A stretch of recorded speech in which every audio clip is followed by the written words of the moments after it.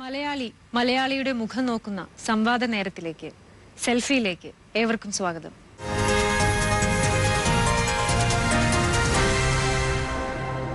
ഒന്ന് ഉറക്കെ ചിരിച്ചാൽ, ഒരു സ്ലീവ്ലെസ്സോ ജീൻസോ അണിഞ്ഞാൽ, പ്രണയത്തെക്കുറിച്ചോ രതിയെക്കുറിച്ചോ മനസ്സ് തുറന്നൊന്ന് സംസാരിച്ചാൽ അവൾ ശരിയല്ല, നല്ല പെണ്ണല്ല എന്ന് വിധി എഴുതുന്ന ഒരു സമൂഹത്തിലാണ് നമ്മളിപ്പോഴും. ആരാണ് ഈ മാനദണ്ഡങ്ങൾ നിശ്ചയിക്കുന്നത്? ആരാണ് ഈ നല്ല പെണ്ണ്? സെൽഫിയുടെ സംവാദ നേരത്തിലേക്ക് ഏവർക്കും സ്വാഗതം.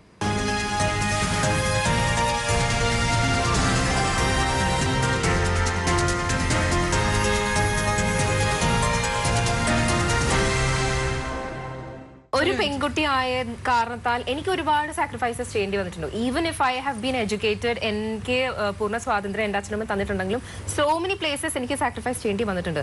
പുറത്തേക്ക് after 7 o'clock, after 7:30 I am not suppose to go out of the house.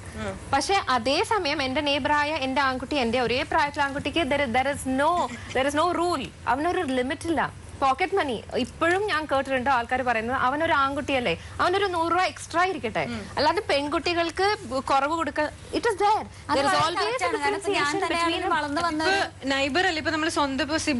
എനിക്ക് ബ്രദർ ഇല്ലാത്തതുകൊണ്ട് എനിക്ക് കമ്പാരിസൺ ഇല്ല. But I have always seen ഒരു എന്റെ ഫ്രണ്ട്സിൽ തന്നെ ഞാൻ കണ്ടിട്ടുണ്ട് ആൺകുട്ടികളും പെൺകുട്ടികളും ഒരുപാട് ഡിഫറൻസിയേഷൻ ആണ് അച്ഛനമ്മയെ വളർത്തുന്നത്. അപ്പൊ നെക്സ്റ്റ് ജനറേഷനെ നമുക്ക് കുറ്റപ്പെടുത്താൻ പറ്റത്തില്ല. Because they have seen all that and they are growing up. അപ്പൊ ഒരു അച്ഛനിൽ നിന്ന് പഠിക്കേണ്ടത് അച്ഛനിൽ നിന്ന് തന്നെ പഠിക്കണം, അമ്മ എങ്ങനെ ആയിരിക്കണം എന്ന് അമ്മയിൽ നിന്ന് തന്നെ പഠിക്കണം. അല്ലാണ്ട് അവർ തമ്മിൽ വ്യത്യാസം ഓൾറെഡി ഉണ്ടെങ്കിൽ next generation is going to be the same. അമ്മയിൽ നിന്നും പഠിക്കേണ്ട കാര്യം എന്നുണ്ടെങ്കിൽ അവർ തമ്മിലുള്ള ഒരു സൗഹൃദം, ഒരു രണ്ടുപേര് ഭാര്യ ഭർത്താവ് എന്നുള്ളതിനപ്പുറം അഭിപ്രായ സ്വാതന്ത്ര്യമുണ്ട്. അത് അങ്ങോട്ടും ഇങ്ങോട്ടും അംഗീകരിക്കുമ്പോഴാണ് നല്ല കുടുംബമായി വരുന്നത്. അല്ലാതെ സ്വന്തം അഭിപ്രായങ്ങൾ അടിച്ചു കേൾപ്പിക്കുമ്പോഴാണ് പ്രശ്നങ്ങൾ ഉണ്ടാവുന്നതെന്ന് എനിക്ക് പറഞ്ഞ പോലെ ഇപ്പൊ സൗമ്യ പറഞ്ഞ മാതിരി ഇപ്പൊ സാറിന്റെ അഭിപ്രായത്തില് പെൺകുട്ടിയെ ആൺകുട്ടിയെ ഒരുമിച്ച് വളർത്തുമ്പോൾ തന്നെ പെൺകുട്ടി ഒരുപാട് റെസ്ട്രിക്ഷൻസിലും കണ്ടീഷൻസിലും ഒക്കെ നിർത്തി ആ ഫ്രെയിം വർക്കിൽ വളർത്തുന്നതുകൊണ്ട് നമ്മളിപ്പോ ഒന്ന് ശ്രദ്ധിച്ചാൽ, ഞാനും ഒരു അധ്യാപകനാണ്, ഒരു കോളേജിലെ സാറാണ്, ഒരുപാട് പൊതുപ്രവർത്തനങ്ങളും സാമൂഹ്യ പ്രവർത്തനം ചെയ്യുന്നുണ്ട്. ഇന്ന് ഈ പറയുന്ന രീതിയിലുള്ള വരച്ച വരെ ആ നിയന്ത്രണങ്ങളോ ഇല്ലാത്തതിന്റെയും കൂടെ പ്രോബ്ലമാണ് സമൂഹത്തിൽ കണ്ടുവരുന്ന അരാജകത്തിൽ.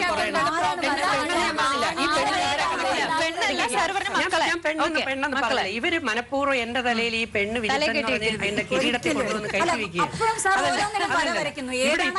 ഇവിടെ ഉള്ളൂ സിസ്റ്ററെ, എവിടെ ജനിച്ചു എന്നുള്ളതല്ല, എങ്ങനെ വളരുന്നു, എങ്ങനെ വളർത്തുന്നു എന്നുള്ളത് ഒരു പ്രധാന ഘടകമാണ്.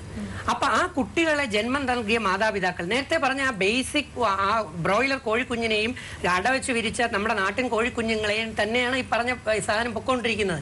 നമ്മുടെ കുഞ്ഞുങ്ങൾക്ക് ചെറുതിലെ തന്നെ ആ തിരിച്ചറിവും അവരുടെ ഇന്ദ്രിയങ്ങളെ നിയന്ത്രിക്കാൻ, അവരുടെ ഇന്ദ്രിയങ്ങൾ അത് ഏറ്റവും അടിവരയിട്ട് പറയേണ്ടതും കൊടുക്കേണ്ട ഒരു സാധനമാണ്. ഇന്ന് ക്ലാസ്സിൽ ഇരിക്കുന്ന കുട്ടിക്ക് ക്ലാസ്സിൽ സാർ പഠിപ്പിക്കുന്ന അല്ല ശ്രദ്ധ, മനസ്സ് വേറെ സ്ഥലങ്ങളിലാണ്. അവൻ വളരെ പവർഫുൾ ആയിട്ടുള്ള ഒരു ഉപകരണമാണ്. അപ്പൊ മനസ്സിനെ അടക്കി ഒതുക്കി നമ്മൾ ചെയ്യുന്ന പ്രവർത്തനത്തിൽ ഇന്ദ്രിയങ്ങളെ നിയന്ത്രിച്ചു വെച്ചുകൊണ്ട് നടക്കാനുള്ള പരിശീലനങ്ങൾ മക്കൾക്ക് കൊടുത്ത് വളർത്താമെന്നുണ്ടെങ്കിൽ മക്കൾ ഒരു ബ്ലൂ ഫിലിമിന്റെയോ, മക്കൾ ഒരു അശ്ലീലത്തിന്റെയോ, മക്കൾ ഒരു അല്പ വസ്ത്രത്തിന്റെയോ പുറകെ ആൺകുട്ടിയും പോകില്ല, പെൺകുട്ടിയും. അശ്ലീലം എന്ന് അദ്ദേഹം പറയുന്നത് കാണാതെ വളരേണ്ടവരാണോ പെൺകുട്ടികൾ? ഞാനിവിടെ ഇപ്പൊ അശ്ലീലം ഞാൻ ഉദ്ദേശിച്ചത് വേറെയല്ല. ഇപ്പൊ അശ്ലീലം വസ്ത്രത്തിനല്ല. ഇന്ന് പല മൊബൈലുകളിലും കുട്ടികളുടെ കയ്യിലിരിക്കുന്നതിന് പോലും വാട്സാപ്പ് പോലെയും ബിറ്റുകൾ പോലെയും പല പല വീടുകളിലും ടങ് ടങ് എന്ന് പറഞ്ഞുകൊണ്ട് ഓരോ ക്ലിപ്പുകൾ വന്ന് വീഴുമ്പോൾ ചില ക്ലിപ്പുകൾ തുറന്നു നോക്കുമ്പോൾ ഞെട്ടിപ്പോകുന്നു മാതാപിതാക്കൾ. ആ തരത്തിൽ ഞെട്ടിപ്പോകുന്നു. അങ്ങനെ നേരത്തെ ഈ പറഞ്ഞ അശ്ലീലങ്ങൾ വന്നു വീഴുന്നു എന്ന് പറഞ്ഞാൽ ബ്ലൂ ഫിലിം ബിറ്റുകൾ എന്റെ ഫോണിലല്ല, എന്റെ ഫോണിൽ വരാറില്ല. എനിക്ക് വാട്സാപ്പ് പോലും ഇല്ല എന്ന് പലർക്കും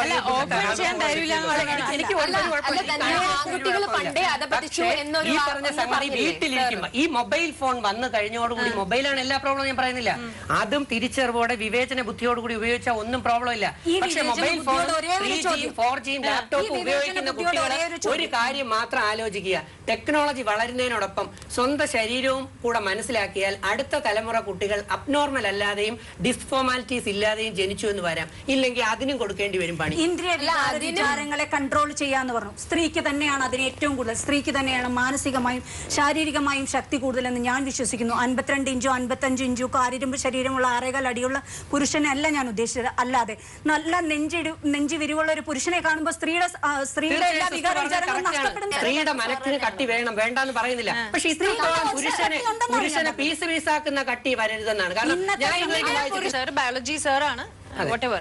നമ്മൾ ചെറുപ്പം മുതൽ തന്നെ കുട്ടികൾ ജനിച്ചു വീണ അന്ന് മുതൽ തന്നെ നമ്മൾ കുട്ടികളുടെ ശരീരത്തിലേക്കാണ് ഫുൾ ഫോക്കസ് അല്ലെ, അവന്റെ മാനസിക ഡെവലപ്മെന്റിന് നമ്മൾ ഫോക്കസേ കൊടുക്കില്ല. അതുകൊണ്ടാണോ ഈ മനുഷ്യൻ ഈ കൈ കണ്ടു കാല് കണ്ടു അതിലേക്ക് പോകുന്നത്? മാനസിക അവന്റെ ഉള്ളിലേക്ക് ആ തിരിച്ചറിവ് ബോധം, ലഹരിക്ക് അടിമപ്പെടുമ്പോ ബോധം നഷ്ടപ്പെടും. അപ്പൊ പായസമാണോ മലവിസർജ്യമാണോ വ്യത്യസ്തമായിട്ട് ഇവനെ അറിയാൻ പറ്റത്തില്ല. തെറ്റേത് ശരിയും തിരിച്ചറിയാൻ സാർ ഇവിടെ ഈ ഫയലിൽ നിന്ന് എടുത്ത് കയ്യിൽ എഴുതി വെച്ചിരിക്കുന്നതും ഫയലിൽ നിന്ന് എടുത്ത് വെച്ചിരിക്കുന്ന പോയിന്റ് സാർ എടുത്ത് പറയുന്നത് 1940s 50s ലെവലിലെ റിസർച്ച് ആയിരിക്കും. ഇത് 2017 റിസർച്ച് അല്ല.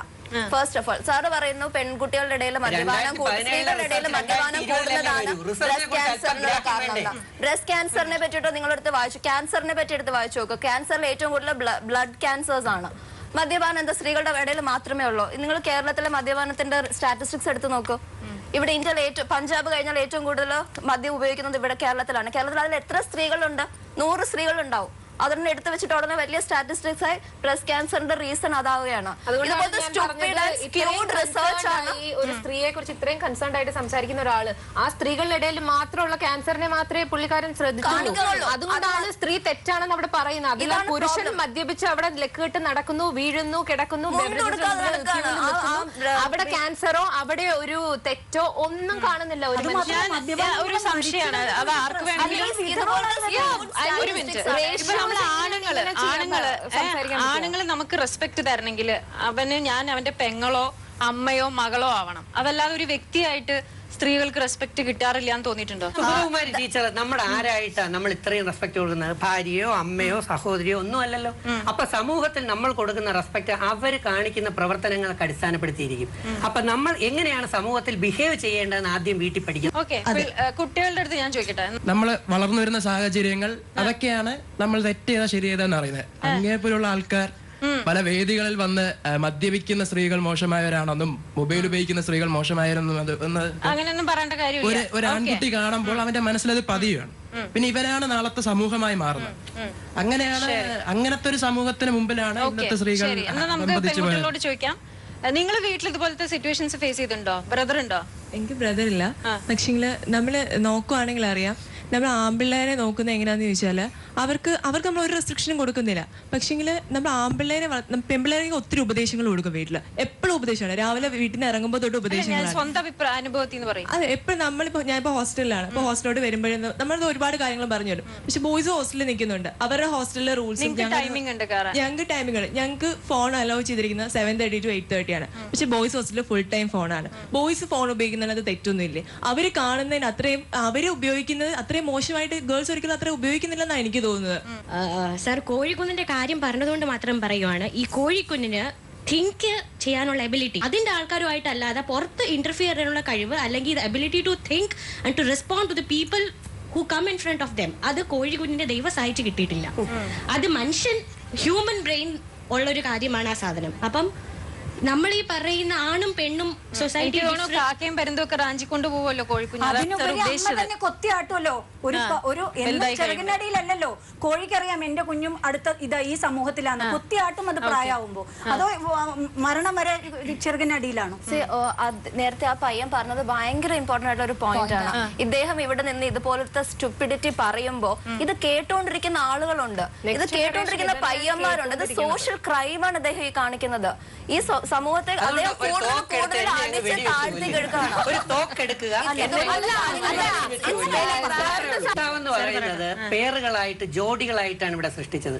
ആ സ്ത്രീ ഇല്ലാതെ പുരുഷനില്ല, പുരുഷനില്ലാതെ സ്ത്രീയും ഇല്ല. ഇത് നമുക്ക് ബേസിക്കലി അറിയാന്നുള്ള കാര്യമാണ്. ഈ പറയുന്ന കാര്യങ്ങളിലൊക്കെ നമുക്കറിയാം. പക്ഷെ കോഴിക്കുഞ്ഞിന് അതില്ല, പാമ്പിൻ കുഞ്ഞിന് ഇതില്ല, ഉറുമ്പിന് പോലും ഉണ്ട് അതിൻ്റെതായ സെൻസറി തിങ്സുകൾ. ഇവ ഇല്ലാത്ത കാലം വരുമ്പോഴത്തേക്ക് സൂക്ഷിക്കാൻ വേണ്ടി എന്തെല്ലാം ഉറുമ്പ് ചെയ്യുന്നത് ഉറുമ്പിനെ കണ്ട് നമുക്ക് പഠിക്കാം. പക്ഷെ പഠിക്കുക, അറിയുക, മനസ്സിലാക്കുക എന്നുള്ളതിനേക്കാൾ ഉപരി കേൾക്കുന്നതിന് മുമ്പ് തിരിച്ചടിക്കുക, കേൾക്കുന്നതിന് മുമ്പ് പ്രതികരിക്കുക, എന്നിട്ട് സർവനാശം ഉണ്ടാക്കുക. എന്താണ് ഈ അപ്രോച്ച്? സഹനത എന്ന് പറഞ്ഞില്ല. ഒരു പെൺകുട്ടി എങ്ങനെയായിരിക്കണം, അവളെ എങ്ങനെ ബിഹേവ് ചെയ്യണം, എങ്ങനെ ഇരിക്കണം ഒരു ഐഡിയ സാർ ആഗ്രഹിക്കുന്നത് ആ കോൺസെപ്റ്റ്. ഞാൻ യഥാർത്ഥത്തിൽ ആഗ്രഹിക്കുന്ന ഒരു പെൺകുട്ടി കിരൺ ബേദിയെ പോലെ, എനിക്ക് ഒരു മോഡലുണ്ട്, കിരൺ ബേദിയെ പോലെ അവരാണ് ആദ്യമായിട്ട് തിഹാർ ജയിലിൽ ആൾക്കാർക്ക്, അവിടുത്തെ എത്രയോ ആയിരക്കണക്കിന് ആൾക്കാർക്ക് മെഡിറ്റേഷൻ, ധ്യാനം അവർ കണ്ട് മനസ്സിലാക്കി എത്തി. അങ്ങനെ പവർഫുൾ ആയിരിക്കണം. പക്ഷേ ആ സ്ത്രീത്വം അധപ്പതിപ്പിക്കാനും പാടില്ല. അവരുടേതായ പെരുമാറ്റങ്ങൾ എന്ന് പറയുന്നത് നന്മ നിറഞ്ഞതുമായിരിക്കണം. നമ്മളുടെ ഏറ്റവും ശക്തി ആയിരിക്കണം. പക്ഷെ പെരുമാറ്റം എന്ന് പറയുന്നത് സിറ്റുവേഷൻ അനുസരിച്ച്, അടുത്തൊരു തല്ലിപ്പൊളി ഒരു പുരുഷനോട് പെരുമാറുന്ന കണക്ക് ആയിരിക്കരുത് തന്റെ വീട്ടിലെ ഭർത്താവിനോട് പെരുമാറേണ്ടത്. അങ്ങനെ ഒരുപാട് മൾട്ടിപ്പിൾ ആക്ടിവിറ്റി ഒരു മിടുക്കിയായ പെണ്ണ് വിചാരിച്ചാൽ ഒരു പുരുഷനെ കൊണ്ട് സ്വർണ്ണമഴ പെയ്യിപ്പിക്കാം എന്ന് മനസ്സിലാക്കിയിട്ടുള്ള ഒരു വ്യക്തിയാണ് ഞാൻ. പക്ഷെ അതല്ല, ഗുസ്തിക്കാരിയാണ് പെൺകുട്ടി ഭാര്യയെങ്കിൽ അവൻ വെറും ഒരു വെജിറ്റബിൾ കഷ്ണം അല്ലെങ്കിൽ ഒരു പലക ഒരു മരത്തടി എന്ന് മാത്രം വിചാരിച്ചാൽ മതി. ഇതിനകത്ത് കാര്യങ്ങൾ ഉണ്ടാവുമല്ലോ. ഗുസ്തിക്കാരിയാണ് ഭാര്യയെങ്കിൽ അതിന്റെ വിവേചനം നഷ്ടപ്പെട്ടു. ഒരു ഭർത്താവും ഒരു ഗുണ്ടയും തമ്മിലുള്ള വ്യത്യാസം അറിയാൻ പറ്റത്തില്ല എന്നാണ് ഒരു സ്ത്രീയെ കുറിച്ച് കരുതിയിരിക്കുന്നത്. ഇത്രയും വർഷങ്ങളായിട്ട് കുടുംബ ജീവിതം ചോദിച്ചപ്പോ തന്നെ ഞാൻ പറഞ്ഞില്ലേ, എന്റെ മോഡൽ കിരൺ ബേദിയുടെ കാര്യം പറയുന്നതല്ല. Indira Gandhi the iron lady of India ഭരിച്ചു നന്നായിട്ട്. അങ്ങനെ കഴിവും ആർജവും ശക്തിയും ഉള്ള ഒരു പെൺകുട്ടി തന്നെ ആയിരിക്കണം. ഒറ്റ നോട്ടത്തിൽ കാര്യങ്ങൾ ക്ലിയർ ആക്കാൻ പറ്റും. ഇവിടെ ആരും കേരളത്തിൽ ക്യൂ നിന്ന് പീഡിപ്പിക്കാൻ വരുന്നൊന്നുമില്ല. പലതും പരിശോധിച്ച് ആര്യനോട് ഒരു ചോദ്യം. ഒരു ഭാര്യയും ഒരു കാമുകിയും ഭർത്താവിനോട് അല്ലെങ്കിൽ കാമുകനോട് എങ്ങനെ പെരുമാറണം, അല്ലെങ്കിൽ എങ്ങനെയായിരിക്കണം അവർ സങ്കല്പം? എനിക്കതിൽ പ്രത്യേകിച്ച് ക്രൈറ്റീരിയ ഇല്ല. അവർക്ക് ഇഷ്ടമുള്ള പോലെ പെരുമാറണം. അത് ആ ഇഷ്ടം നേടുക എന്ന് പറയുന്നത് നമ്മുടെ റെസ്പോൺസിബിലിറ്റിയാണ്. മനസ്സിലായില്ലേ? അതിൽ എന്നോട് ജനങ്ങൾ കാണുന്നതാണ്, ലക്ഷോപലക്ഷം സ്ത്രീകൾ കാണുന്ന ഒരു പരിപാടിയായിരിക്കും ഇത്. ഇങ്ങനെ സ്ത്രീകളെ അടച്ചാക്ഷേപിക്കുന്നത്, സമൂഹത്തിൽ എങ്ങനെ പെരുമാറണം എന്നറിയാത്ത വിരാപ്പകൽ അധ്വാനിക്കുന്ന ഭർത്താവ് ചിലപ്പം കൂലിപ്പണിക്കാരനായിരിക്കും, കള്ളുഷാപ്പിലായിരിക്കും. അഡോറിയാൻ പറ്റുന്ന കിരൺ ബേദി അല്ലെങ്കിൽ ഇന്ദിരാഗാന്ധി അവരെയൊക്കെ സാറ് പൊക്കി പറഞ്ഞു. സാറ് പാപത്തിൽ കുടുംബത്തിൽ ജീവിച്ചവരാണോ അവര്? അല്ല, ഞാൻ പറഞ്ഞു മനസ്സിലായില്ലേ, ഇനിയുള്ള കാലത്തുള്ള പെൺകുട്ടികൾ ശക്തരായിരിക്കണം, ജ്ഞാനികളായിരിക്കണം, തിരിച്ചറിവുള്ളവരായിരിക്കണം എന്ന് പറഞ്ഞ് അവരുടെ സ്ത്രീത്വം അധപ്പതിപ്പിക്കരുത്. അധപ്പതിപ്പിച്ചാൽ എന്ത് പറ്റും?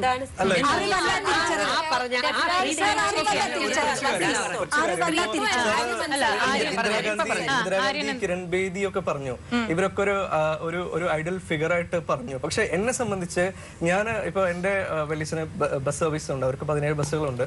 സോ അതിൽ വർക്ക് ചെയ്യുന്ന ഒരു സ്ത്രീ കണ്ടക്ടർ ഉണ്ട്. ഈ സ്ത്രീ കണ്ടക്ടറിനെ കുറിച്ച്, വനിതാ ട്രാൻസ്പോർട്ട് ഒക്കെ തൃശ്ശൂർ കൊടുങ്ങല്ലൂർ റൂട്ടിൽ ആദ്യമായിട്ട് വന്ന ആ കണ്ടക്ടർ തന്നെയാണ് ഇപ്പോൾ വർക്ക് ചെയ്യുന്നത്. അവരെ കുറിച്ച്, അവര് രാവിലെ ബസ്സിൽ കയറി വൈകുന്നേരം വരെ ഒരു കണ്ടക്ടറിന്റെ ജോലി സ്ത്രീ ചെയ്യുമ്പോൾ അത് എത്രമാത്രം ദുഷ്കരമാണെന്നുള്ളത് നിങ്ങൾക്ക് ചിന്തിച്ചാൽ അറിയാം. അവര് എന്തുകൊണ്ടായിരിക്കും അവർ ഈ ജോലി സ്വീകരിച്ചത് എന്ന് അവിടെ വർക്ക് ചെയ്യുന്ന വേറൊരാളിന് ചോദിച്ചപ്പോൾ അതൊക്കെ എന്താ ചെയ്യാടാ എന്ന് പറഞ്ഞ് അവരുടെ നിർത്തികേട് കൊണ്ടാണ് അവർ ഒരു റീസൺ പറഞ്ഞു. പക്ഷെ പുറമേ നിന്ന് ഒരാളോട് ചോദിക്കുമ്പോൾ അവർ പറഞ്ഞത് ഓക്കെ നീ നോക്കണ്ടെന്ന് പറയുന്നത്. എനിക്ക് അവരുടെ ജീവിത മാർഗം, അവർക്ക് വേറെ വഴിയില്ല, അവർക്ക് വേറെ ജോലിയാണ്. ഞാൻ അവരോട് പേഴ്സണലി സംസാരിച്ചപ്പോ അവർ പറയുന്നത് വേറെ നിവൃത്തിയില്ല, ഞാൻ പോയില്ലെങ്കിൽ വീട്ടിൽ എനിക്ക് ഭക്ഷണം കഴിക്കാൻ പറ്റില്ല. സ്ത്രീത്വം എന്നത് മറ്റൊരാൾ ഡിഫൈൻ ചെയ്ത് വെച്ചിരിക്കുകയാണ്. ഏതോ ഒരു പുരുഷൻ, അല്ലെങ്കിൽ പുരുഷൻ എന്ന് പറയുമ്പോൾ പുരുഷ സമൂഹം മുഴുവനായിട്ടല്ല, ചില ആളുകൾ ഡിഫൈൻ ചെയ്തു വെച്ച ആ പാറ്റേണിലേക്ക് ഒതുങ്ങലല്ല സ്ത്രീയുടെയും പുരുഷന്റെയും കടമ. ആര്യൻ പറഞ്ഞതുപോലെ ആര്യനിൽ ഈ യുവതലമുറ പ്രതീക്ഷയുണ്ട്, നശിച്ചുപോയി എന്ന് ഞാൻ കരുതുന്നില്ല. അതുകൊണ്ട് ആര്യനെ ഞാൻ സല്യൂട്ട് ചെയ്യാണ്, മറ്റൊന്നുമല്ല. ഇന്ന് സമൂഹത്തിൽ എങ്ങനെയായിരിക്കണം സ്ത്രീ എന്നത് ഡിഫൈൻ ചെയ്യപ്പെടാത്ത ഒരു ചെറുപ്പക്കാരൻ നമ്മുടെ ഒപ്പം ഉണ്ടെങ്കിൽ ഈ ചർച്ച വിജയിച്ചു എന്നാണ് എനിക്ക് തോന്നുന്നത്. ഞാനിപ്പോ സ്ത്രീയുടെ കാര്യം ചോദിച്ചപ്പോ എന്റെ അമ്മ എനിക്ക് പറയാം, പക്ഷെ അമ്മ ആർക്കും അറിഞ്ഞുകൂടാ. കിരൺ ബേദി, ഇന്ദിരാഗാന്ധി പറഞ്ഞ ജനങ്ങൾ അറിയാൻ വേണ്ടിയാ സ്ത്രീത്വം എന്ന് ചോദിക്കുന്നുണ്ട്. അതിന്റെ ഉത്തരം കൂടെ ഞാൻ പറയട്ടെ. മനസ്സിലാക്കുക, ഒരു മനുഷ്യന്റെ ശരീരത്തിൽ 2 ഹോർമോണുകളും ഉണ്ട്, ഈസ്ട്രോജനും ഉണ്ട്, ആൻഡ്രോജനും ഉണ്ട്. ആൻഡ്രോജൻ എന്ന് പറയുന്ന പുരുഷന്റെ ഹോർമോണും ഈസ്ട്രോജൻ പെണ്ണിന്റെ തന്നല്ലോ. ഒരു പാഴ്സ് പെർ മില്ലി, ഒരു ചെറിയ അളവ് പെൺകുട്ടിയിലെ ഈസ്ട്രോജനിൽ കുറവ് വരികയോ ആൻഡ്രോജൻ അവളിൽ തന്നെ അല്പം കൂടുകയോ ചെയ്തു കഴിഞ്ഞാൽ ഉണ്ടല്ലോ, പിന്നെ ആശുപത്രിയിൽ കയറി ഇറങ്ങി നടക്കേണ്ടി വരും ഫാമിലി ആണെങ്കിൽ. ഇത് ഡോക്ടേഴ്സിന് അറിയാം, പക്ഷെ പലരും പറയില്ല. നല്ല ഡോക്ടേഴ്സ് പറയും പലരും ബ്ലൈഡുകളാണ്, പണം ഉണ്ടാക്കണം. അടുത്ത് ഞാൻ പറഞ്ഞ നേരത്തെ ഫാമിലിയിലേക്ക് എത്തുമ്പോഴത്തേക്ക് ഗൈനക്കോളജിക് പ്രോബ്ലം വരുമ്പോൾ ലക്ഷക്കണക്കിന് കൊണ്ട് ഇവിടെ ആശുപത്രികളുടെ എണ്ണം കൂടി വരുന്ന കാര്യം എന്താ? നമ്മൾ ഇത് പറയുന്ന കാര്യം ലോകം കാണുകയാണ്. ഞാൻ ഒരു കാര്യം ഞാൻ പറയുന്നത് ഇവര് പറയുന്ന ലോകം കാണുന്നുണ്ട്. ലോകം സൊസൈറ്റി ഡിസൈഡ്, അവര് തീരുമാനിക്കട്ടെ. ഞാൻ കൊള്ളൂല്ലെങ്കിൽ എന്നെ സൊസൈറ്റി വലിച്ചെറിയട്ടെ, അത് ഞാൻ സൊസൈറ്റിയിലേക്ക് വിടാൻ തയ്യാറാണ്. അപ്പൊ ഒരു കാര്യം ശ്രദ്ധിക്കേണ്ടത്, ഈസ്ട്രോജൻ ആൻഡ്രോജൻ എന്ന് പറയുന്നത് ചിന്തകൾക്കും തോട്ട്സിനും അനുസരിച്ചാണ്. ഇതൊക്കെ സയന്റിഫിക് പേപ്പറുകളുണ്ട്. ജസ്റ്റ് കയറി പഠിക്കണം. ആ ചിന്തകൾക്കനുസരിച്ചിട്ട് ഉണ്ടാകുന്ന പ്രവർത്തനങ്ങളിൽ മാറ്റം വരുമ്പോഴത്തേക്ക് ആൽബർട്ട് ഐൻസ്റ്റീൻ കണ്ടുപിടിച്ചത് പണ്ടാണ്, അതുകൊണ്ട് ഇന്നത് കൊള്ളൂല എന്നാണോ പറയുന്നത്? ഇദ്ദേഹം 2017 റിസർച്ച് മാത്രമേ പഠിക്കുള്ളൂ എന്ന് പറഞ്ഞാൽ ഇന്ന് വരെയുള്ള ഒരു സയന്റിഫിക് റിസർച്ചും വേണ്ടല്ലോ. അപ്പൊ കാടടച്ച് ചുമ്മാ വെടിവെച്ച് കുറെ പേരെ പറ്റിക്കും. ഇത് പാവങ്ങൾ കാണുന്ന കുറെ ചാനൽ കാര്യങ്ങൾ നമ്മൾ എപ്പോഴും ചർച്ച ചെയ്യുന്നത് ലിംഗ അടയാളങ്ങളിലൂടെയാണ്. അതല്ല, അതിനപ്പുറം ചിന്തിക്കുന്ന ഒരു എന്താണ് തലച്ചോറുണ്ട്, സ്വപ്നം കാണുന്ന ഹൃദയമുണ്ട്. അതുള്ളവരാണ് മനുഷ്യർ. അല്ലാതെ ലിംഗപരമായ അപ്രോച്ച് ഇനിയെങ്കിലും അവർ തമ്മിലുള്ള ചിന്താഗതിക്ക് ഞാനിവിടെ ലിംഗവും പറഞ്ഞിട്ടില്ല, ഞാൻ ഹോർമോണാണ് പറഞ്ഞത്. ഹോർമോൺ അതപ്പതിച്ച പണി വരും.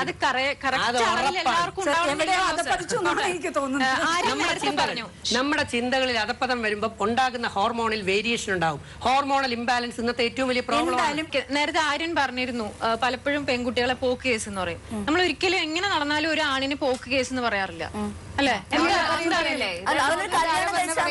ശരിയാവും, കല്യാണം കഴിച്ചാൽ ശരിയാവുന്ന പ്രശ്നം പയ്യനാണെങ്കിൽ കല്യാണം കഴിപ്പിച്ചാൽ മതിയാവും, പെണ്ണ് കെട്ടിയാൽ ശരിയാവുന്ന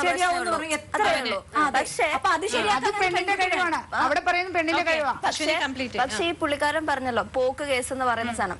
എന്നെ പെങ്ങളെന്ന് വിളിക്കുമ്പോ അല്ലെങ്കിൽ മോളെന്ന് വിളിച്ച്, ഞാൻ ഇവിടെ ഒരു ലീഡിംഗ് ചാനലില് സീനിയർ മാനേജറായിട്ട് വർക്ക് ചെയ്തിട്ടുണ്ടായിരുന്നു പ്രോഗ്രാംസിൽ. അപ്പൊ ഞങ്ങൾ 4 people ആണ് ടോപ്പ് മോസ്റ്റില് എന്ത് പ്രോഗ്രാം എപ്പോൾ പോകണമെന്ന് ഡിസൈഡ് ചെയ്തുകൊണ്ടിരുന്നത്. സോ അവിടെ വെച്ച് ഞാൻ എന്റെ അഭിപ്രായം പറഞ്ഞു കഴിഞ്ഞാൽ എല്ലാവരും എന്നെക്കാൾ മൂത്തതാ. ഞാൻ 26-27 വയസ്സും അവർക്ക് 40 വയസ്സ് കൂടുതലും, അത്രയും ഏജ് ഗ്യാപ്പ് ഉണ്ട്. എന്തെങ്കിലും ഒരു അഭിപ്രായം പറഞ്ഞാൽ ഉടനെ ഓ മോളെ എന്ന് പറഞ്ഞത് തോളിൽ തട്ടി അങ്ങ് വിടും. ഓ മോളെ അത് നമുക്ക് നോക്കാം. Like you are discounting me as A employee. Like you're discounting me as a manager for being a woman and for being young. For being young and being in a higher position, you're discounting me. Okay? അപ്പൊ ഞാൻ അതിനെ കൈയെടുത്ത് മാറ്റേണ്ട, കൈ മാറ്റ്, തോളിൽ കൈ. നിങ്ങൾ എന്നെ തട്ടേണ്ട ആവശ്യമില്ല, തോളിൽ കൈവെക്കേണ്ട ആവശ്യമില്ല, നിങ്ങൾ എന്നെ മോളെന്നോ പെങ്ങളെന്നോ വിളിക്കേണ്ട ആവശ്യമില്ല. ഐ ടെൽ എവരിബഡി, ഞാൻ ആരുടെയും പെങ്ങളും അല്ല ആരുടെയും മോളും അല്ല. എന്റെ പേര് വിളിച്ചാൽ മതി, എന്നെ മാഡം എന്നും വിളിക്കേണ്ട, വേറൊന്നും വിളിക്കേണ്ട, പക്ഷെ എന്റെ പേര് വിളിച്ചാൽ മതി. എന്നെ ഇങ്ങനെ ഡിസ്കൗണ്ട് ചെയ്യല. ഇത് പറഞ്ഞാൽ കൈ തട്ടി മാറ്റുക, അല്ലെങ്കിൽ ഫോൺ നമ്പർ തരില്ല എന്ന് പറഞ്ഞു കഴിഞ്ഞാൽ ഇവള് പോക്ക് കേസാ.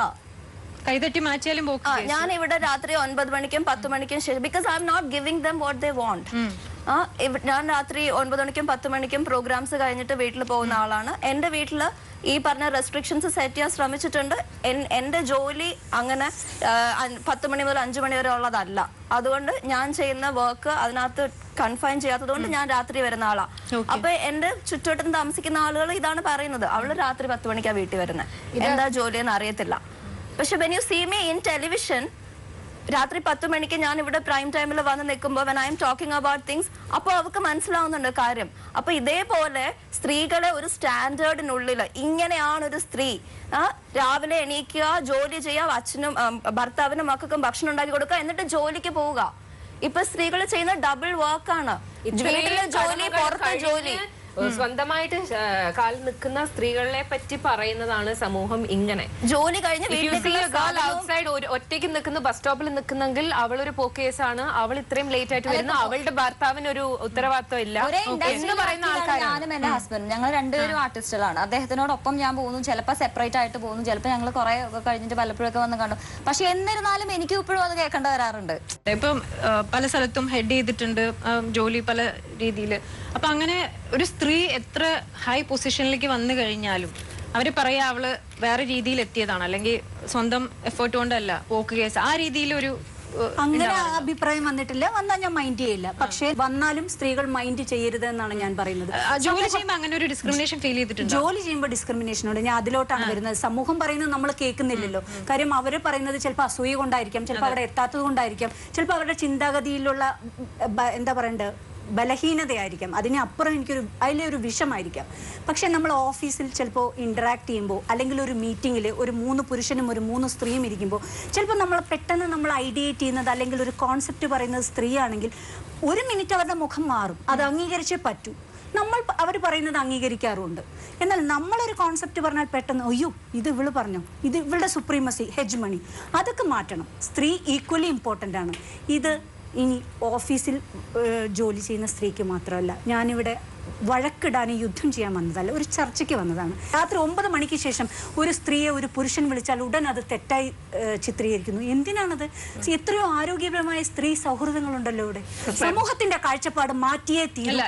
ഇപ്പൊ മാം പറഞ്ഞു ഡിവോഴ്സ് കഴിഞ്ഞ ആ ഒരു വിഷയം പറഞ്ഞുകൊണ്ട് ഞാൻ ചോദിക്കുകയാണ്. ഇപ്പൊ ഡിവോഴ്സ് കഴിഞ്ഞു അല്ലെങ്കിൽ ഭർത്താവ് മരിച്ചു, അതിന് ശേഷം നമ്മൾ നല്ല ഭംഗിയായിട്ട് ഒരുങ്ങി നടക്കുന്നു, നല്ല സാരി ഉടുക്കുന്നു, അങ്ങനെയൊക്കെ വന്നു കഴിയുമ്പോഴത്തേക്കും മറ്റുള്ളവരുടെ ഒരു ഞാനിത് ഫേസ് ചെയ്തിട്ടുണ്ട്. എൻ്റെ അമ്മയോട് ഒരു ലേഡി നിങ്ങൾ എന്താ പൊട്ട് വെച്ചിരിക്കുന്നത്, നിങ്ങൾ എന്താ കളർ സാരി ഉടുത്തിരിക്കുന്നത്, അതിന് മറുപടി പറയുന്നത് എൻ്റെ അമ്മയ്ക്ക് പറ്റിയില്ല. പക്ഷെ ഞാനാണ് അത് ഷൗട്ട് ചെയ്ത് പറഞ്ഞത്. അങ്ങനെയുള്ള സിറ്റുവേഷൻസ് എന്തെങ്കിലും ഉണ്ടായിട്ടുണ്ടോ? ഇതുവരെ ഉണ്ടായിട്ടുണ്ടോ എന്ന് എനിക്കറിയില്ല, കാരണം എനിക്ക് നേരെ വന്നിട്ടില്ല, പ്രത്യക്ഷമായി വന്നിട്ടില്ല. പക്ഷേ പൊട്ട് വയ്ക്കുന്നത്, ഒരുങ്ങുന്നത്, കണ്ണെഴുതുന്നത്, നല്ല വസ്ത്രം ഉടുക്കുന്നത്, ഇതൊന്നും മറ്റൊരാളെ പ്രീതിപ്പെടുത്താനല്ല ഒരു പെണ്ണ് ചെയ്യുന്നത്. അതുകൊണ്ട് തന്നെയാണ് ഞാനടക്കമുള്ള ഈ പറഞ്ഞ ഒരുപക്ഷെ ചോദിച്ചേക്കാമെന്ന് കരുതുന്നെങ്കിൽ ആ വിഭാഗം സ്ത്രീകൾ അങ്ങനെ ചെയ്യുന്നത്. ജനിച്ചപ്പോൾ മുതൽ ഞാൻ നേരത്തെ പറഞ്ഞു എൻ്റെ വസ്ത്രസങ്കല്പത്തെ പറ്റി ഞാൻ കണ്ടെത്തിയ എൻ്റെ കംഫർട്ടബിൾ അല്ലെങ്കിൽ എൻ്റെ കാഴ്ചപ്പാടിന് എനിക്ക് എങ്ങനെ ഞാൻ കാണപ്പെടണം, അത് മറ്റൊരാൾ എൻജോയ് ചെയ്യാൻ വേണ്ടിയല്ല, മറ്റൊരു ഫാക്ടറും അതിലില്ല. അതുകൊണ്ട് ഞാൻ എത്ര കാലം ജീവിച്ചിരിക്കുന്നു ഞാൻ അങ്ങനെ തന്നെ ആയിരിക്കും. എൻ്റെ ആത്മപ്രകാശനം എന്നത് എൻ്റെ പൊട്ടുവയ്ക്കലിലോ എൻ്റെ കണ്ണെഴുതലിലോ എൻ്റെ സാരിയുടെ നിറത്തിനോ അല്ല. അതിനുമുപരിയായി എൻ്റെ ആശയപരമായ ഞാൻ പ്രാവർത്തികമാക്കാൻ ആഗ്രഹിക്കുന്ന ആശയങ്ങളിലാണ്. അതുകൊണ്ടാണ് ഞാൻ നേരത്തെ പറഞ്ഞത് ലിംഗപരമായി ഒരു മനുഷ്യനെയും കാണാൻ കഴിയില്ല. ഞാൻ നിങ്ങളോട് സംസാരിക്കുമ്പോൾ അല്ലെങ്കിൽ ഞാൻ സാറിനോട് സംസാരിക്കുമ്പോൾ ഒക്കെ മറ്റൊരു മനുഷ്യനുമായി കമ്മ്യൂണിക്കേറ്റ് ചെയ്യുന്നു എന്നതിന് അപ്പുറത്തേക്ക് എൻ്റെ ബോധത്തെ അത് കൊണ്ടൊരു ലിംഗപരമായ ബോധത്തിലേക്ക് കെട്ടിയിടാൻ പാടില്ല. അങ്ങനെ ആകുമ്പോൾ മാത്രമേ സ്ത്രീ പുരുഷ സമത്വം എന്നത് സാധ്യമാവുകയുള്ളൂ. എന്റെ വസ്ത്രം ഒരുപക്ഷെ ഇപ്പോൾ ഇത്തരത്തിൽ എൻ്റെ ഒരു സമരം ആയിരിക്കാം മറ്റൊരാൾക്ക്. എന്റെ നിറങ്ങൾ ഇപ്പോൾ എന്റെ സമരമാണ്, എന്റെ ആശയപരമായ സമരമാണ് എന്റെ നിറങ്ങൾ. ഒരുപക്ഷെ ഇതിനു മുൻപ് അങ്ങനെ തന്നെയാണ്. അത് എന്തുകൊണ്ട് എന്ന് ചോദിച്ചാൽ എന്റെ കാഴ്ചപ്പാട് എങ്ങനെയായിരിക്കണം ഞാൻ കാണപ്പെടുന്നതെന്ന് ഞാനാണ് തീരുമാനിക്കുന്നത്. അല്ലാതെ ഫ്രെയിം ചെയ്തു വെച്ച ഒരു ഫ്രെയിമിനുള്ളിലേക്ക് എന്റെ ചിത്രത്തെ അടിച്ചേൽപ്പിക്കലല്ല എന്റെ പണി ഒരു പെണ്ണിന്റെയും. ഫോർവേഡ് ചെയ്തുവരെ വന്ന ഒരു വാട്സ്ആപ്പ് മെസ്സേജ് ഉണ്ട്. അതായത് ഒരു കൗൺസിലർ സ്കൂളിൽ വന്ന് പെൺകുട്ടികളോട് ചോദിച്ചു, എത്ര അച്ഛന്മാരെ നിങ്ങളെ ചുംബിക്കാറുണ്ടെന്ന്. ഇത്തരം ജീർണതയിലോട്ട് നമ്മൾ വളർന്നു പോകുന്നല്ലോ എന്നാണ്. എന്താണ് അതിന് ഉത്തരം പറയാ? ഉടൻ എല്ലാം നിഷേധിക്കുകയാണ്. ഇവിടെ അച്ഛൻ മകളും തമ്മിലുള്ള ഒരു ബന്ധമില്ലേ? അവിടെ അച്ഛൻ മകളെ ലാളിച്ചാൽ അമ്മ മാറ്റി നിർത്താറുണ്ട്. ഇവിടെ കയറി ഇരിക്കരുത് എന്ന് മാറ്റി നിർത്താറുണ്ട്. 14 വയസ്സിൽ കുളിച്ചതിന് ശേഷം അവളുടെ തല തോർത്തി കൊടുക്കുന്നത് അവളുടെ അച്ഛനാണ്.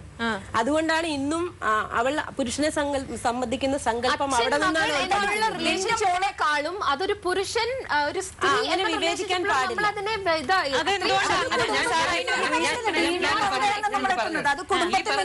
ഈ ചർച്ചകളിലെല്ലാം സ്ത്രീകളുടെ സപ്പോർട്ട് എന്ന് പറയും പുരുഷന്മാരെ മുഴുവൻ അടച്ചതിച്ച് അല്ലെങ്കിൽ പല സമയങ്ങളിലും പലപ്പോഴും വളരെ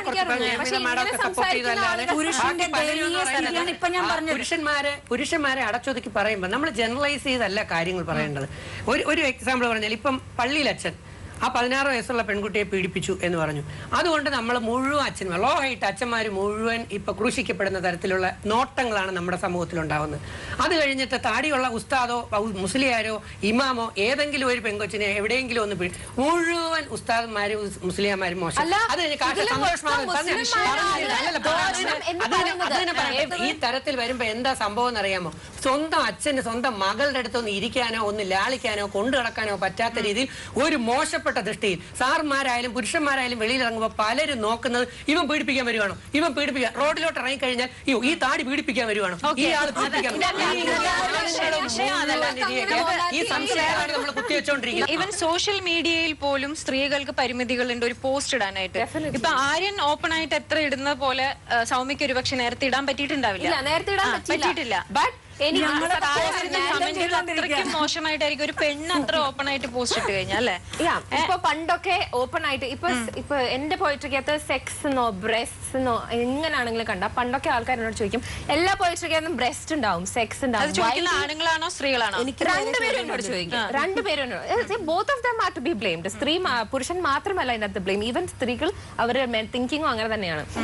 why do you bring, do you want to bring attention to your poetry എന്നാണ് ചോദിക്കുന്നത്. അതിൽ അറ്റൻഷൻ വരുത്താൻ വേണ്ടി മാത്രമുള്ളതാണ്. അല്ല, എന്റെ ശരീരത്തിലെ ഭാഗങ്ങളെ എനിക്ക് ബ്രസ്റ്റ് എന്നല്ലാണ്ട് വേറെ എന്തോ പേര് വെച്ചാണ് വിളിക്കണം. അത് ഡിക്ഷണറിക്കകത്തുള്ള ഒരു പേരാണ്. അത് വിളിച്ചില്ലെങ്കിൽ ഞാൻ പിന്നെ വേറെ എന്ത് വിളിക്കണം, അങ്ങനെ ഒരു ഞാൻ പോസ്റ്റ് ഇട്ടിരുന്നു. പക്ഷെ അതിലൊക്കെ എനിക്ക് ധൈര്യം തരുന്നത് എന്റെ കൂടെ നിന്ന് എന്നെ പോലെ ചിന്തിക്കുന്ന ഒരു പുരുഷൻ ആരെങ്കിലും ഞാൻ കാണുന്നതുകൊണ്ടാണ് പക്ഷെ ഒരു കാര്യം പറയാം, സ്ത്രീക്ക് പലയിടങ്ങളിലും സ്ത്രീകളും ശത്രുക്കളാവാറുണ്ട്. എത്രയോ ആരോഗ്യപരമായി പുരുഷന്മാരെ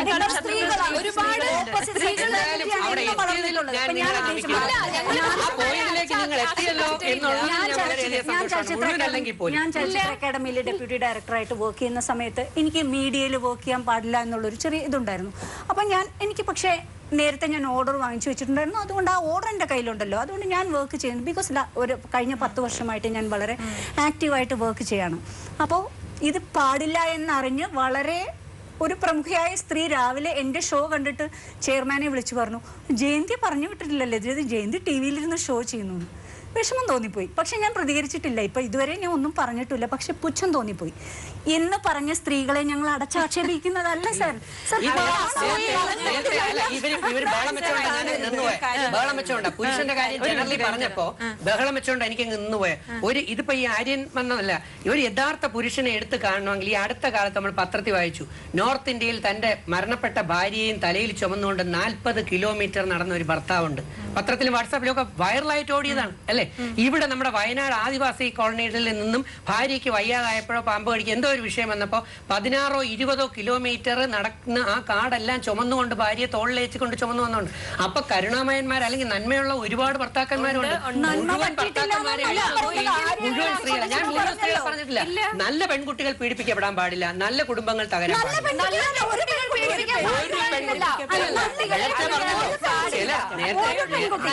നേരത്തെ പറഞ്ഞല്ലോ ഇന്നത്തെ കേസ് എന്താ, ഈ ഇദ്ദേഹം പറഞ്ഞ കണക്കാണ് ലേറ്റസ്റ്റ് എടുക്കുക. ഇന്നലത്തെ പത്രത്തിൽ പോലീസ് കേസ് എന്താ പറയുന്നത്, ആ കൊല്ലത്തെ സംഭവത്തിൽ അമ്മ പോലും പ്രൊമോട്ട് ചെയ്തു, അല്ലെങ്കിൽ മറ്റു ചിലരെ അമ്മ നിർബന്ധിച്ചു ഇന്നേക്കുവാൻ. പറവൂർ പീഡന കേസിലേക്ക് നമ്മൾ പഴയത് പോയാലോ, ഉമ്മ റെക്കമെൻഡ് ചെയ്തു അല്ലെങ്കിൽ സിനിമയിലേക്ക്. അപ്പൊ നമ്മൾ ആലോചിക്കണില്ല,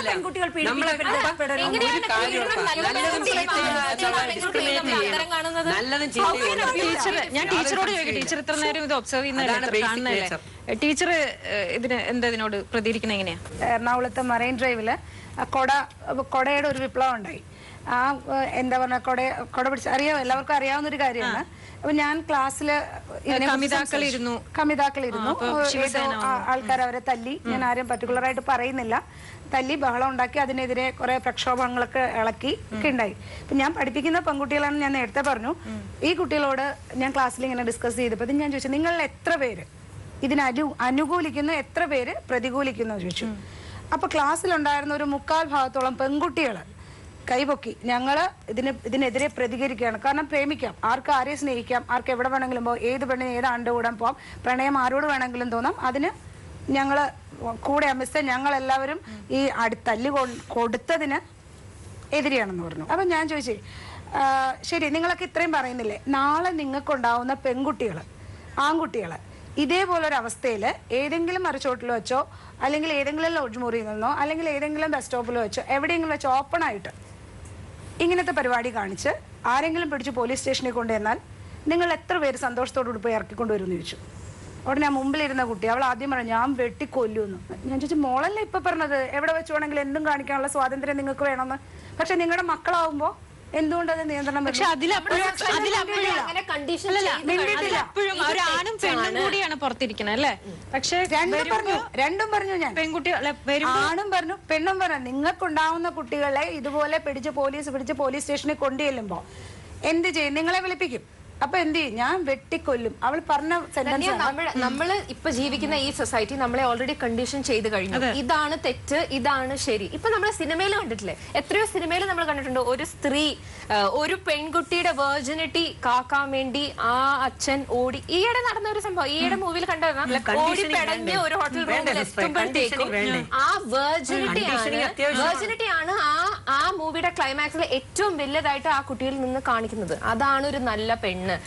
എന്റെ മകളായോണ്ട് അവൾ പോയില്ല, അതിൽ കാണിക്കുന്നത് അങ്ങനെയാണ്. അപ്പൊ സോ ദ വെർജിനിറ്റി ഓർ ആ കുട്ടി എന്താണ് ചിന്തിച്ചത് അതാണ് അവിടെ ക്രൈറ്റീരിയ ആയിട്ട് പറയുന്നത്. ആ സൊസൈറ്റി കണ്ടീഷൻ ചെയ്ത് കഴിഞ്ഞു ഒരു പെൺകുട്ടിയുടെ വെർജിനിറ്റി കല്യാണത്തിന് മുമ്പ് നഷ്ടപ്പെട്ടാൽ അത് ചീത്ത കുട്ടിയാണ്. കണ്ടീഷനിങ് എന്ന് പറയുന്നത് ആ വെർജിനിറ്റി നഷ്ടപ്പെട്ടാൽ അവൾ മോശം. പക്ഷെ ആണുങ്ങൾക്ക് അങ്ങനെ ഒരു സംഭവമില്ല. ആൺപിള്ളേർക്ക് ആ ഒരു കണ്ടീഷനിങ് ഇല്ല. ഇങ്ങനെ ഒരു ഈ ടേംസ് ഒക്കെ ഇപ്പൊ വെർജിനിറ്റി, മാസ്റ്റർബേഷൻ, ഇതൊക്കെ പെൺകുട്ടികൾ അങ്ങനെ ഉപയോഗിക്കാൻ ഭയപ്പെടുന്ന എന്നുള്ള വേർഡ് പെൺകുട്ടികൾ ഇരിക്കുമ്പോ ടോക്ക് അബൌട്ട് ഇറ്റ്. അങ്ങനെ ഒരു സംഭവം അവരുടെ ബോഡിയിൽ ഇല്ല. ആണുങ്ങൾക്ക് സ്വയംഭോഗം ഒക്കെ ചെയ്യുന്നത് ഇറ്റ്സ് നോർമൽ. അങ്ങനെ കല്യാണം കഴിക്കുന്നതിന് മുമ്പാണെങ്കിലും കല്യാണം കഴിഞ്ഞതിന് ശേഷമാണെങ്കിലും അവർക്ക് ഒരു പെണ്ണിനെ കിട്ടിയില്ലെങ്കിൽ, ഒരു പെണ്ണ് അവരുടെ കൂടെ കിടക്കാൻ താല്പര്യപ്പെട്ടില്ലെങ്കിൽ അവർക്ക് സ്വയംഭോഗം ചെയ്യുന്നതിൽ ഒരു കുഴപ്പമില്ല, ഒരു കുറ്റമില്ല. പക്ഷെ ഒരു പെൺകുട്ടി ഇഫ് ഇൻ എ ഗ്രൂപ്പ് അവർ ഡിസ്കസ് ചെയ്താൽ പോലും അതൊരു വലിയ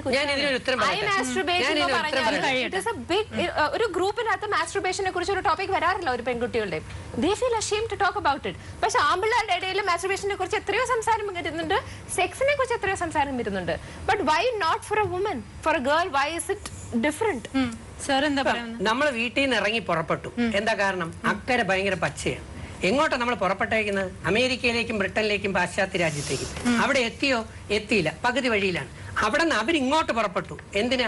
ഇവിടെ വന്നിട്ട് പൈതൃകവും സംസ്കൃതവും സാംസ്കാരികതയും മറ്റ് ധ്യാനങ്ങളും ഒരുപാട് നമ്മുടെ സ്വത്തുക്കൾ, നമ്മുടെ ബേസിക് സ്വത്തുങ്ങളുണ്ടല്ലോ, അതെല്ലാം പഠിക്കാനും ഇന്ത്യയും കേരളവും കണ്ടു മനസ്സിലാക്കാനും തിരുവാതിരക്കളി നമ്മുടേതായ സംഗതികളെല്ലാം അതിലേക്ക് പോട്ടെ, അത് പോട്ടെ. ഇവിടെ നമ്മൾ അങ്ങോട്ട് പോകുന്നു. എന്തിന്? എന്ത് പഠിക്കാൻ? എന്താ പഠിക്കുന്നേ? അപ്പൊ അവിടെ ഇങ്ങോട്ട് കൊണ്ടുവന്ന് ഇംബൈബ് ചെയ്ത് നമ്മുടെ വീട്ടിലേക്ക് കയറ്റാനും നമ്മുടെ സമൂഹത്തിലേക്കും കയറ്റാനേക്കും നമ്മൾ ഇങ്ങനെ വ്യഗ്രത കൊള്ളുകയാണ്. എന്നിട്ട് എന്താ നേടുന്നത്? കുടുംബമില്ല, ഫാമിലിയില്ല, ലൈഫില്ല.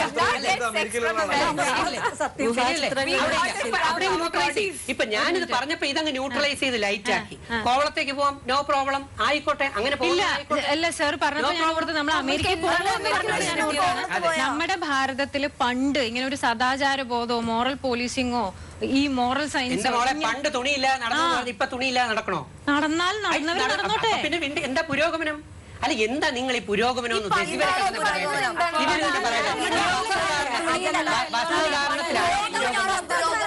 പുരോഗമനം? ഇവിടെ രോഗമില്ലാത്ത അവസ്ഥയിൽ എത്തിച്ചേരണം, അതാണ് പുരോഗമനം. ഇവിടെ റിസൾട്ടുകൾ 1ാം സ്ഥാനം എത്തണം. ഇവിടുത്തെ കുട്ടികൾ ലോകത്തിൽ നമ്പർ 1 ആയിട്ടുള്ള ഫുൾ ബോഡി കവർ ചെയ്യുന്നതാണ് പലകെ കൈ പിടിച്ചോണ്ട് ചുണ്ണാമ്പ് തേച്ചിട്ട് തുണി അല്പം ഇട്ടോണ്ട് കിടക്കുന്നത്. ഇതാണ് പുരോഗമനം. ഇതാണ് പുരോഗമനം. പെൺകുട്ടിയെ കണ്ടു കഴിഞ്ഞാൽ അവളിൽ വികാരം തോന്നുന്ന, അവളെ കണ്ട് വികാരം ഭരിതനാവുന്ന ഇന്നത്തെ പയ്യന്മാർക്കാലൊന്നും വികാരം സ്ത്രീ എത്രത്തോളം മുകളിലാണ്. സ്ത്രീ ഈവൻ ശാരീരികമായാലും മാനസിക വളർച്ചയിലായാലും. ഞാനും ഒരു പുരുഷനാണ്. ചിന്ത വരുന്നത് എന്താണെന്നറിയാമോ? അവന്റെ ചിന്ത ബേസിക്കലി വരുന്ന ഇത്രയേ ഉള്ളൂ. ഈ കാണുമ്പോഴത്തേക്ക് അവളോട് ഒരു ആദരവോ ബഹുമാനോ കാര്യമോ ഒന്നും തോന്നില്ല.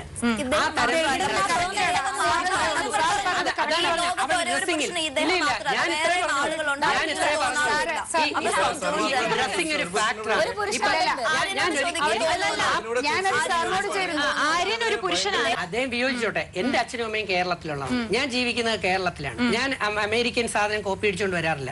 ഞാൻ ഭാരതത്തിന് വേണ്ടി ജീവിക്കുന്നു. ഞാൻ സമൂഹത്തിനെ നോക്കിയിട്ടാണ് കാഴ്ചപ്പാടുകൾ പറയുന്നത്. എന്റേതായ ഒരു വ്യൂ ഇല്ല. ഒരിക്കലും നമുക്ക് ഒരു സ്ത്രീയെ അത് ഇന്നത്തെ കാലത്ത് എനിക്ക് തോന്നുന്നില്ല, എന്റെ ജനറേഷനിലുള്ള ഒരാണും ഇതിനെ അക്സെപ്റ്റ് ചെയ്യാൻ തോന്നുന്നില്ല. ഒരു സ്ത്രീയെ പെട്ടെന്ന് കണ്ടുകൊണ്ട് അവരുടെ ആ വസ്ത്രം, എന്ത് വസ്ത്രമാണ് ഇട്ടിരിക്കുന്നത് എന്ന് കണ്ടുകൊണ്ട് ഒരു പ്രിജുഡൈസ്ഡ് മൈൻഡിൽ അത് ഇങ്ങനെ ഒരു കുട്ടിയായിരിക്കും ഒരിക്കലും ഇല്ല. അവരുടെ പ്രവൃത്തി എന്തായിരിക്കും അതിനെ വെച്ചിട്ടായിരിക്കും നമ്മൾ. ഞാൻ അതിനെതിരാണ്. ആര്യൻ പറഞ്ഞതിന് ഞാൻ എതിരാണ്. കാരണം എന്തുകൊണ്ടാന്ന് വെച്ചാല് ഇപ്പോ ഒരു നന്നായിട്ടെന്ന് പറഞ്ഞാൽ ഞാൻ പറഞ്ഞ സാരി എന്നല്ല, ഒരുവിധം മറയ്ക്കേണ്ട ഭാഗങ്ങൾ മറിച്ച് വസ്ത്രം ധരിച്ചിട്ടുള്ള ഒരു കുട്ടിയും മറയ്ക്കേണ്ട ഭാഗങ്ങളിൽ പലതും പല സൈഡിൽ കൂടെ ഓപ്പൺ ചെയ്തിട്ടുള്ള ഒരു വേറൊരു പെൺകുട്ടിയും കൂടെ നിന്ന് കഴിഞ്ഞാൽ അവിടെ ഇരിക്കുന്ന ആളുകളുടെ കണ്ണ് പകുതിയിൽ കൂടുതൽ ആ കുട്ടിയിലായിരിക്കും. പക്ഷെ ആ കണ്ണിന്റെ ഭാവം വേറെ ആയിരിക്കും. അതുകൊണ്ട് അതാ പറഞ്ഞത്. കേറി പിടിക്കാന്നല്ല, അതാണ് ഞാൻ നേരത്തെ പറഞ്ഞത്. വീഡിയോ വന്നിരുന്നു വിമൻസ് ഡേക്ക്. ഒരു ലേഡി അവര് ദുപ്പട്ടയൊക്കെ ഇട്ടിട്ടാണ് ഓഫീസിൽ സ്ഥിരമായിട്ട്. ആരും കൈയടിച്ചില്ല. ഞാൻ ആ ടീച്ചർ പറഞ്ഞത്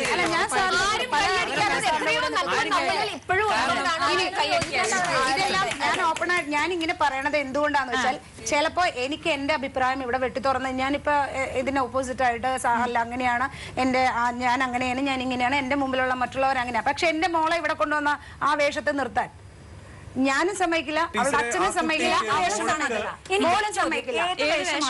മറക്കേണ്ട ഭാഗങ്ങൾ മറക്കേണ്ട പോലെ മറച്ചു വന്ന് നിന്നാൽ കിട്ടുന്ന റെസ്പെക്ട് മറക്കേണ്ട ഭാഗങ്ങൾ ഓപ്പൺ ആയിട്ട് കാണിച്ചു വന്ന് നിൽക്കുന്ന പെൺകുട്ടിക്ക് കിട്ടില്ല. നോട്ടം കിട്ടും. സൗമ്യ അതിനോട് എങ്ങനെ പ്രതികരിക്കണം? നമ്മള് ഡ്രസ് ചെയ്യുന്നത് വേറൊരാളെ ബോധിപ്പിക്കാനോ അയാളുടെ നോട്ടം എങ്ങനെയാണെന്ന് ഈ പറയുന്ന സൗമ്യക്ക് ഒരു ബിക്കിനി ഇട്ടുകൊണ്ട് ഇവിടെ നിൽക്കാൻ പറ്റില്ല. സൗമ്യ വേണ്ട.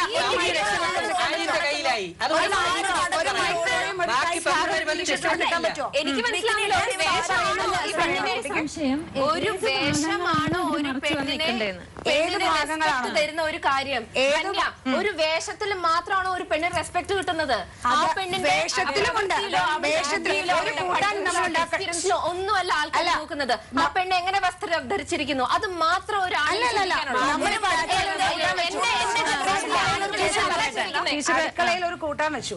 ഈ കൂട്ടാനില് ആവശ്യമുള്ള സാധനങ്ങൾ ആവശ്യത്തിന് ഇട്ടില്ല എന്നുണ്ടെങ്കിൽ ഇന്നതിന്റെ കുറവുണ്ടെന്ന് നമ്മൾ പറയും. അതാരും പറയും. ആണോ? അതാണ് ഒരു വസ്ത്രം. ഉപ്പില്ല. ആരെ ഇഷ്ടപ്പെടണം?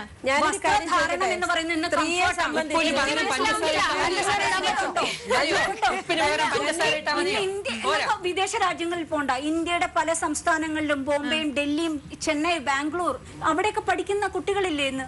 അവിടെയൊക്കെ വിദ്യാഭ്യാസത്തിന് പോകുന്ന കുട്ടികളില്ലേ? അവിടെ